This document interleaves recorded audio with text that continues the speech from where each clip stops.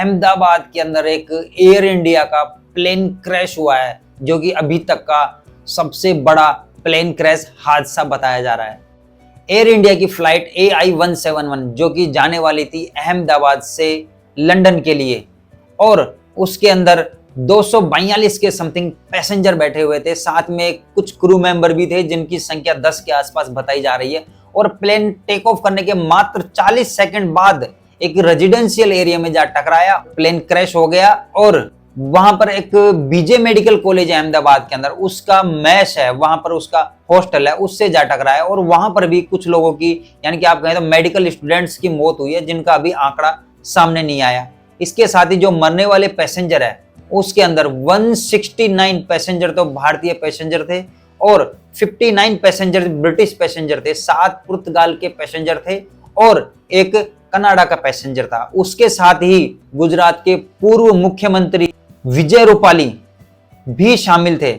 दोस्तों, ये जो हादसा हुआ, ये इतिहास का इतना भयानक हादसा, पहला हादसा बताया जा रहा है।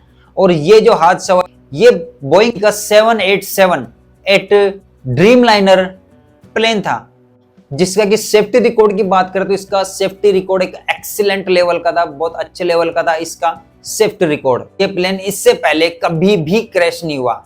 यानी कि हम बात करें तो ये जो ड्रीम लाइनर प्लेन है, ड्रीम लाइनर प्लेन, इसकी पहली फ्लाइट ने सन 2009 में पहली उड़ान भरी थी और सन 2009 के बाद से लेकर अभी तक का ये पहला प्लेन क्रैश है, जो कि इतना भयानक प्लेन क्रैश है कि इतिहास का इतना भयानक प्लेन क्रैश पहला प्लेन क्रैश बन गया है। इस ड्रीम लाइनर प्लेन का जो कोड है वो है VTANB, जो कि आपको गूगल करने से आपको इसके बारे में पूरी जानकारी है, इसका जो पूरा डेटा है वो आप एनालिसिस कर सकते हैं। तो ये प्लेन, इस डाटा से पता चलता है कि ये प्लेन मात्र 11 साल पुराना है, जो कि ज्यादा पुराना नहीं है, क्योंकि इस टाइप के प्लेन की जो लाइफ साइकिल होती है वो 25, 30, 20 साल के आसपास होती है। तो हम नहीं कह सकते कि ये ज्यादा पुराना प्लेन था।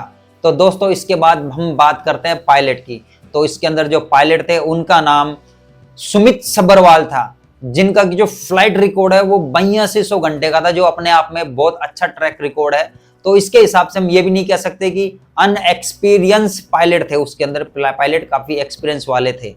इसके साथ ही हम बात करते हैं वेदर की, मौसम। तो दोस्तों, मौसम भी कभी कभी क्या करता है कि जब प्लेन टेक ऑफ होता है उसके अंदर एक महत्वपूर्ण भूमिका निभाता है। कभी कभी प्लेन डिले भी हो जाती है वेदर की वजह से और उड़ानें भी रद्द हो जाती है, आपने कभी सुना होगा। तो हम बात करते हैं मौसम की। तो मौसम उस समय 37 डिग्री सेंटीग्रेड का टेम्परेचर था और ज्यादा तेज हवाएं भी नहीं चल रही थी। और जो विजिबिलिटी की बात करें हम, तो विजिबिलिटी 6 किलोमीटर की विजिबिलिटी थी, जो अपने आप में बहुत अच्छी होती है। तो दोस्तों, बात करते हैं हम टेक्निकल फेलियर की। तो टेक्निकल फेलियर इसके अंदर एक महत्वपूर्ण भूमिका निभा सकता है। हो सकता है इसके अंदर टेक्निकल फेलियर हुआ हो, क्योंकि अदर कंडीशंस तो सभी ओके थी। वेदर की बात करें या पायलट की बात करें या प्लेन की बात करें, सब कुछ सही था। तो एक टेक्निकल एरर, इसका टेक्निकल फेलियर इसका बहुत बड़ा रीजन हो सकता है, जिसकी की इंफॉर्मेशन मिलेगी जब ब्लैक बॉक्स खुलेगा, ब्लैक बॉक्स से इंफॉर्मेशन रिसीव की जाएंगी, तभी इसके बारे में एक्चुअल पता चलेगा कि इसका कारण क्या था क्रैश होने का। अब हम ब्लैक बॉक्स के बारे में बात करें। ब्लैक बॉक्स, इसको FDR भी बोलते हैं, फ्लाइट डेटा रिकॉर्डर। इससे प्लेन से रिलेटेड सभी इंफॉर्मेशन होती है इसके अंदर, जैसे फ्लाइट की स्पीड, फ्लाइट की हाइट, फ्लाइट का फ्यूल लेवल, और कोई टेक्निकल फेलियर हुआ हो, वो भी सभी चीजें इस ब्लैक बॉक्स के अंदर रिकॉर्डेड होती है। टाटा ग्रुप की तरफ से जो भी लोग इसके अंदर मरे हैं उनको 1-1 करोड़ रुपए देने का वादा किया है, और उसके साथ ही जो लोग घायल हुए हैं उनका इलाज का खर्च, साथ ही जो बिल्डिंग गिरी है, बिल्डिंग के अंदर क्रैश हुआ है बीजे मेडिकल कॉलेज की, तो उसका भी मरम्मत का सारा खर्चा टाटा ग्रुप उठाएगा। ब्लैक बॉक्स से जब इंफॉर्मेशन रिट्राइव करी जाएंगी, उसके बाद ही इसके एक्चुअल रीजन का पता चलेगा कि इसका एक्चुअल रीजन क्या है प्लेन क्रैश होने के पीछे। तो दोस्तों, इसका पता होगा जब ब्लैक बॉक्स से इंफॉर्मेशन रिट्राइव करी जाएंगी तब ही पता चलेगा। और बने रहिए तब तक हमारे साथ में इसके लेटेस्ट अपडेट्स के लिए।